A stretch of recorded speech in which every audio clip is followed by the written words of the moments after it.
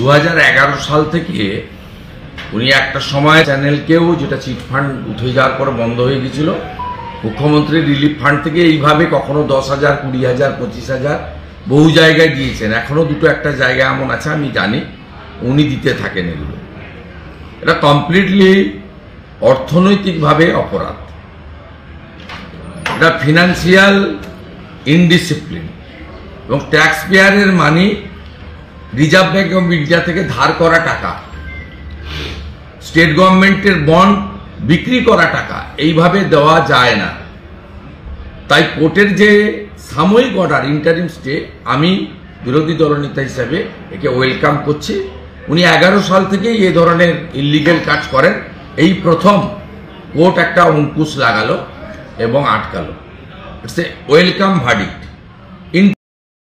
যদি ভাতা দিতেই হয় তাহলে 2016 সালে গ্রুপ সি ডিতে যতজন অ্যাডমিট কার্ড পেয়েছিল প্রত্যেকের ভাতা দেওয়া উচিত।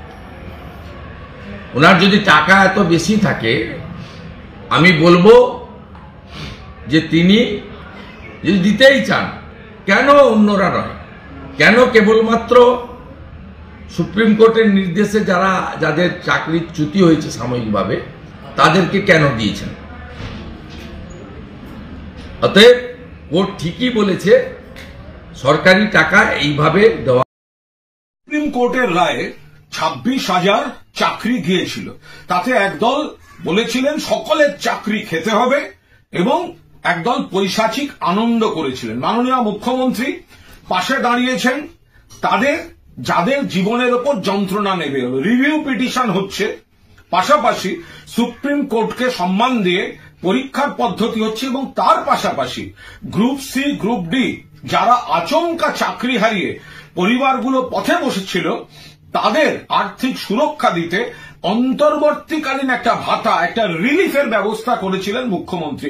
সেটা নিয়েও আপত্তি করা হলো এবং আজ কলকাতা হাইকোর্টের মাননীয় বিচারপতি অমৃতা সিনহা তার উপরেও অন্তর্বর্তী স্থগিতাদেশ জারি করলেন। অর্থাৎ মানবিক মুখ্যমন্ত্রী গ্রুপ সি, গ্রুপ ডি যারা সদ্য সুপ্রিম কোর্টের রায়ে চাকরি হারা, তাদের সংসার যাতে চলে সেই কারণে মানবিক দিক থেকে একটা অন্তর্বর্তীকালীন রিলিফ দিচ্ছিলেন।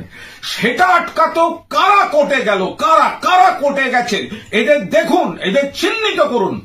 এবং কোর্টকে তো আবার কিছু বলা যাবে না, আমরা তো এমনিতে কোর্টকে শ্রদ্ধা করি, বিচার ব্যবস্থাকে শ্রদ্ধা করি, বিচারপতিদের শ্রদ্ধা করি, কিন্তু দেখুন কারা কোর্টে যায় আর কি অর্ডার নিয়ে বেরোয়।